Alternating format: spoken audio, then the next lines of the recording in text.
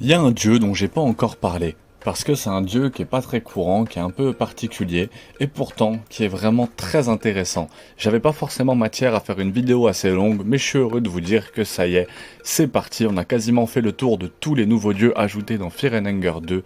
Un seul d'entre eux était un ancien dieu, bien qu'il soit possible que certains des dieux non confirmés soient également des anciens dieux.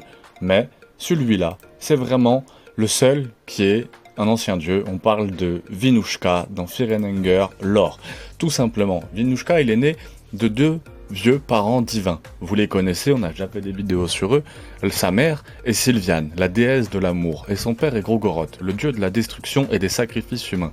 Il serait donc tout à fait approprié que l'enfant de la création et de la destruction soit le lieu où la création et la destruction coexistent en tandem. Pas forcément, c'est un peu plus complexe. La nature. Vinushka est le dieu ou la déesse, on ne sait pas exactement, mais Vinushka est le dieu ou la déesse de la nature. Nous ne connaissons pas son sexe, ou même s'il en a un. Je vais juste dire, comme pronom, on va prendre un truc un peu comme Yel, quoi. Je suppose que la nature, comme sa mère la création et son père la destruction, peut être à la fois paisible comme une belle plage avec une belle brise ou destructrice comme un volcan en éruption. Et parce que la nature peut être tout ce que Vinushka veut, elle a de nombreuses formes, bien qu'il existe quelques représentations de lui. Vous ne les verrez jamais dans le jeu, car ces versions éditées, dans la Bible que nous pouvons voir dans le jeu, dit que les similitudes entre la nature et l'humanité sont appropriées.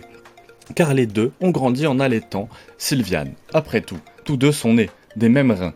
Vinushka est la représentation de l'humanité. Olmer, l'ascensionné, et lui sont considérés comme égaux. Aucun des deux n'est plus grand. Ce qui rend Vinushka, pour les hommes, leur permet de récolter toute la nature, la récolte. Il est donc un vieux et fatigué d'une certaine manière, c'est presque comme un parent étrange de l'humanité dans son ensemble. Vinushka et Olmer sont comme les fils et filles de Sylviane, un peu pareil. Évidemment, Vinushka est un peu plus fort que l'humain moyen que vous connaissez, c'est un vieux dieu. Mais d'une manière étrange, nous sommes plus proches de ce vieux dieu que de n'importe quel autre vieux dieu. Cela a probablement beaucoup de sens, car les humains peuvent tous deux être des sions pour la création et la destruction. Je ne vais pas entrer dans une philosophie complexe, mais évidemment que les humains peuvent être très créatifs envers le monde ainsi que très destructeurs, vous le savez.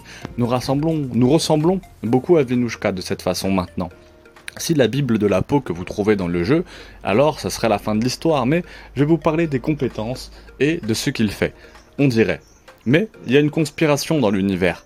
L'église d'Olmer et le père Hugo, en particulier, ont édité la Bible de la peau sur Vinushka. Si vous ne connaissez pas cette Bible dans Fear and Hunger 2, elles sont écrites par Enki, un personnage jouable, le prêtre noir dans le 1, un personnage qu'on aime beaucoup.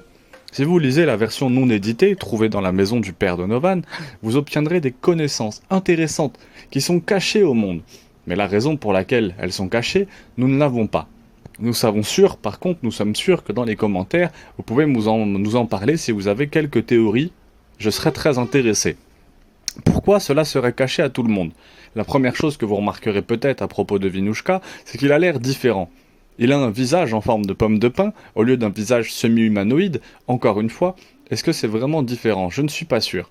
Il vous dira que Grogoroth a été imprégné. Il y a un néon. Et finalement, cette citation de Sylviane qui a poussé une pomme de pin hors de son abîme. L'enfant ne s'appelait pas Vinushka dès le début, comme vous pourriez le penser. Mais cependant, il dira que les anciennes tribus du monde antique vivaient en harmonie avec la créature, la nature, la destruction, comprenant le pouvoir que la nature détenait, quelle que soit l'évolution des gens.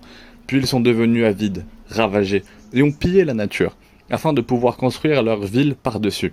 En réponse, ils sont également devenus avides d'essayer de maintenir l'équilibre pendant une longue rage de guerre, pour déterminer qui était le maître et finalement qui était l'esclave. Cela a finalement causé la mort de nous. Donc la nature a tué les cycles de la création et de la destruction qui sont maintenant mortes. L'humanité a ensuite surnommé ce dieu Vinushka, ce qui signifie chagrin, car la mort de la nature est le grand chagrin de l'humanité. Enki théorise. Alors que cette mort finira par être désastreuse pour le monde, Enki, le Dark Priest, théorise que cette culpabilité rongera le monde et tuera toute l'humanité. Mais il reste encore quelques morceaux de vie, de dieu, des totems que les humains ont créés pour honorer le dieu. L'un de ces totems s'appelle Ikito, qui attendra patiemment que son dieu renaît. Il n'aime pas l'humanité pour des raisons évidentes. Cependant, ces totems ne savent pas que leur dieu le plus précieux a été tué par l'humanité eux-mêmes. Et comme le dit la version non éditée de la Bible cutanée, dès que ces totems apprendront comment leur dieu a été détruit et que les humains ont causé leur destruction, Les humains comprendront le chagrin dont sont capables les totems. Ce qui est un message très inquiétant.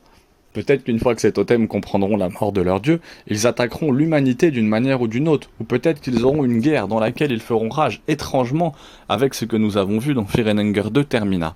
Lorsque vous rencontrez le dieu logique, le dieu machine, lorsque sa vraie forme vous est révélée, il ressemble à un petit cube sur sa poitrine qui ressemble au cube des profondeurs, du premier jeu. Curieusement. Mais le symbole de Venushka est collé partout. Son symbole est dégradé. Cela pourrait signifier beaucoup de choses. La théorie est peut-être que la mort de Venushka a quelque chose à voir avec la naissance du dieu logique.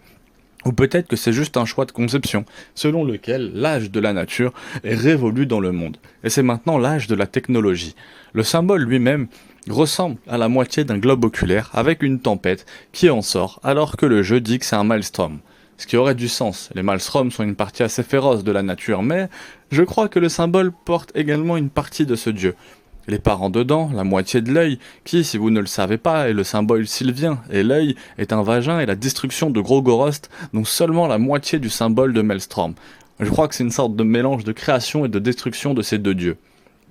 Nous ne savons pas grand-chose sur ces adeptes à Venushka, mais il est possible que la plupart d'entre eux aient disparu, et cela aurait du sens puisque nous avons appris que seules les anciennes tribus vivaient en harmonie avec Venushka et avec l'industrie. À notre époque, il serait logique que la nature n'ait pas autant d'adeptes que un certain psychopathe.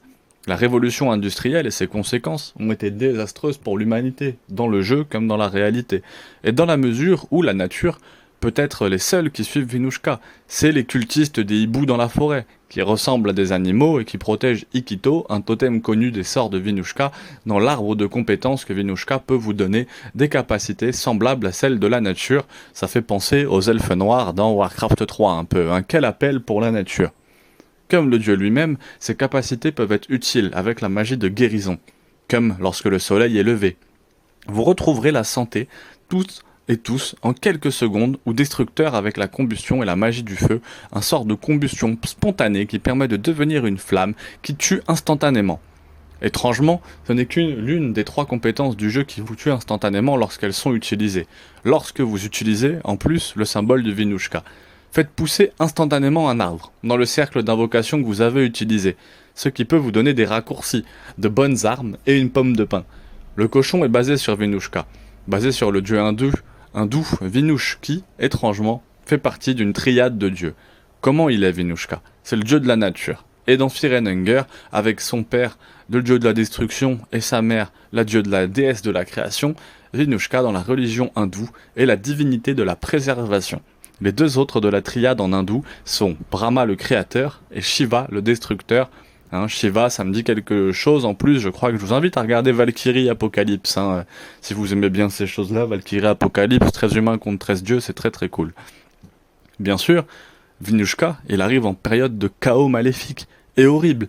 Donc on descendrait sur Terre et il rétablirait l'ordre dans le monde.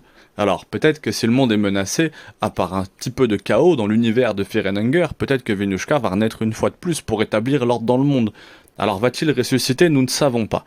Seul le créateur de Fear and Hunger le sait. Et il ne nous le dira pas pour l'instant. Peut-être il nous le dira dans Fear and Hunger 3. Allez voir, Fear and Hunger 3 sera forcément intéressant. Merci à tous d'avoir regardé. J'ai fini One Piece, ça y est, les 8 épisodes sur Netflix, c'était très très cool. Je vous aime tellement, et je vous dirai à la prochaine fois. À très vite, au revoir.